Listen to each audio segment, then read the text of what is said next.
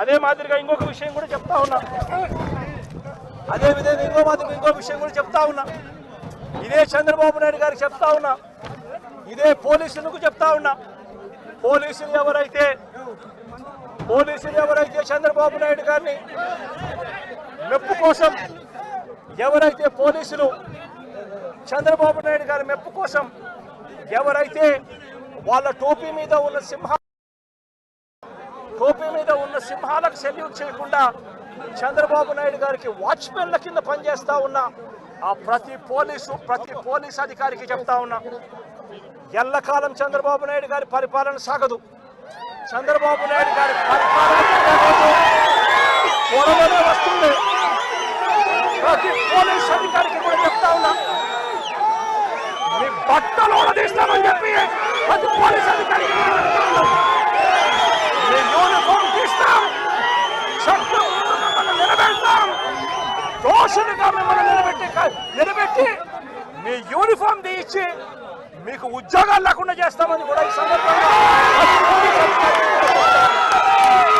ఇప్పటికైనా చెప్తా ఉన్నా. ప్రతి పోలీస్ అధికారిలో కూడా మార్పు తెచ్చుకోండి. ఎల్లకాలం ఇదే పరిపాలన సాగదు.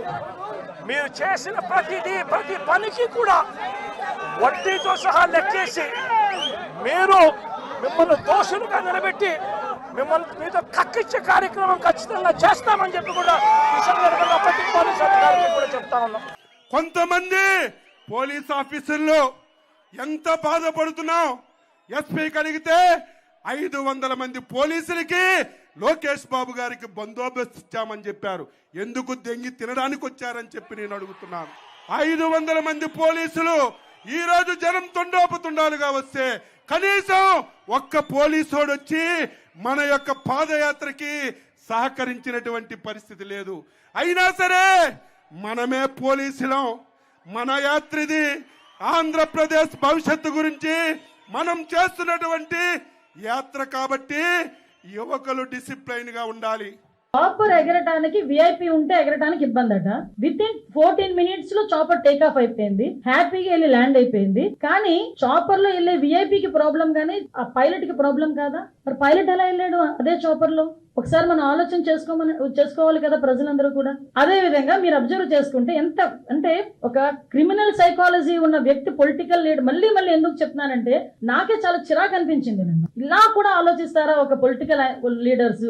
ఇలా కూడా ఆలోచిస్తారా అసలు మనుషులు అనిపించింది. 11 గంటలకి ఇంకా మేము ఇంకా అతగాడు ల్యాండ్ అవ్వలేదు, ఏమీ అవ్వలేదు. ఫస్ట్ పోస్టింగ్ ఒకటి వస్తుంది వైసీపీ దగ్గర నుంచి. ఎక్కడ పడితే అక్కడ పోలీసులు అడ్డుకుంటున్న, వైసీపీ నేతలను అడ్డుకుంటున్న పోలీసులు మమ్మల్ని అక్కడ వరకు రానివ్వట్లేదు అని ఒక పోస్ట్ పెడతారు. విత్ ఇన్ 30 minutes లో హెలిప్యాడ్ దగ్గర భద్రతా వైఫల్యం, పోలీసులు ఎవరు లేరు. అక్కడేమో పోలీసులు ఉన్నారంటాం, ఇక్కడేమో పోలీసులు లేరంటాం. అసలు ఎలాగ జనాలని ఎలా సైకలాజికల్ గా వాళ్ళు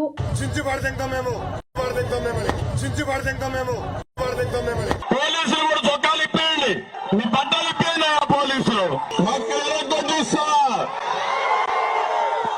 ఇప్పి చదివిస్తా ఉంటావా, రమ్మంటావా?